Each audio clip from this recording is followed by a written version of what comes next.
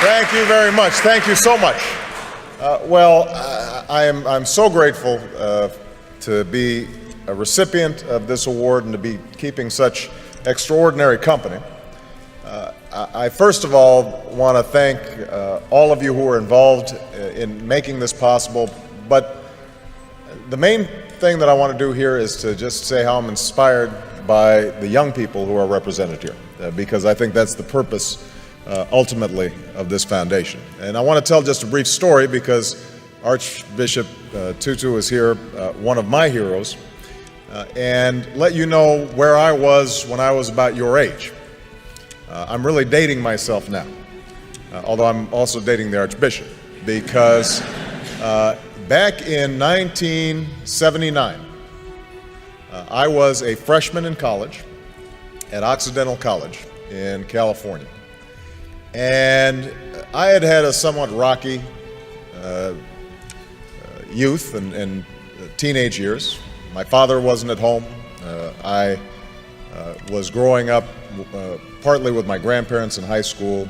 I'd gotten into trouble occasionally. It was what my mother called a good time Charlie, meaning I wasn't really serious in terms of my studies, in terms of my work. Had some awareness of the world around me, had some sense of injustice and unfairness, but it wasn't finely honed, it wasn't well developed.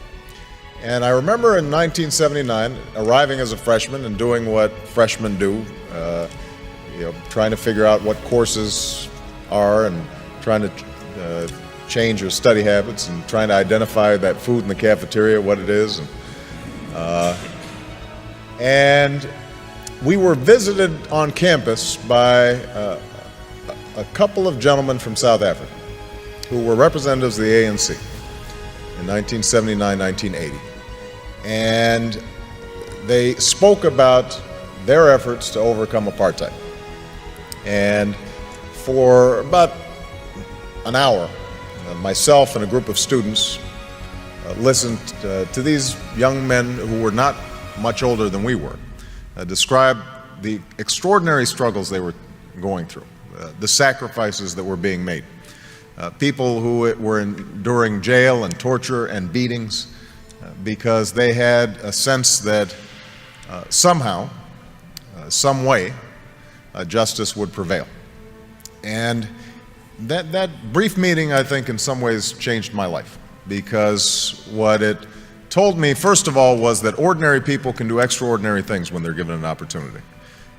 We sometimes think that our leaders have to have fancy degrees or well-educated or some public office somewhere. These young men had none of those things. But what they possessed was a anger over injustice that they were able to channel in a constructive, positive way. And I thought to myself that they gave me some sense of the direction that my life might go. And so I became active in the anti-apartheid movement on campuses. And I'm not sure we were particularly effective. As I recall, Occidental College continued to refuse to divest despite the various protests that we organized as students. I transferred to Columbia, and there was similar resistance on Columbia's campus.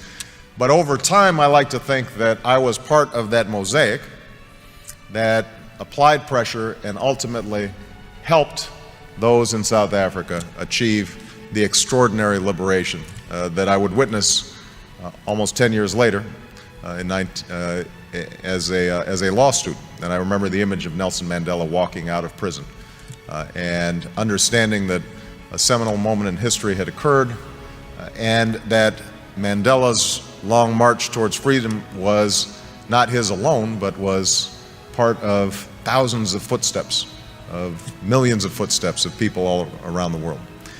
And I trace back me getting involved in politics to that moment, because as a consequence of that organizing on a college campus, I became a community organizer. As a consequence of a community organizer, after going back to law school, became a civil rights attorney. As a consequence of being a civil rights attorney, I entered the state legislature, and I now stand before you as a United States Senator and as a candidate for president.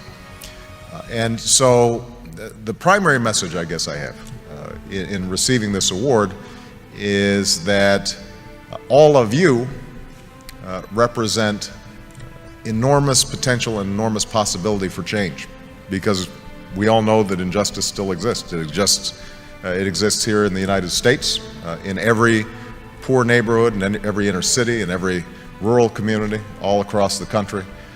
There is quiet desperation. Young people's lives are filled with sadness and desperation and anarchy and chaos. And obviously all around the world, we see those same symptoms of hopelessness made manifest in places like Darfur, in places like the Middle East, in places that too often are forgotten about and not written about until they flare up in tragedy. So I hope that all of you who are on the brink of doing extraordinary things decide to channel that talent and that energy and that imagination to figuring out how do you move the process along for a better history. You know, how do you put your shoulder against the wheel and move that boulder up the hill? And I'm absolutely confident that if all of you take up that challenge, the world is waiting for you, ready to be changed.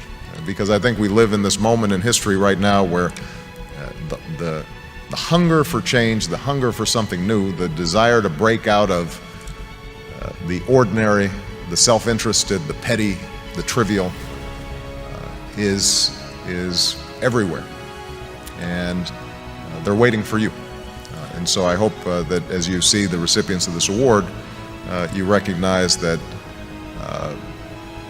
it's actually more of a tool to give you a little spark and drive you in the wonderful directions that I hope your lives take in the years to come. So thank you very much.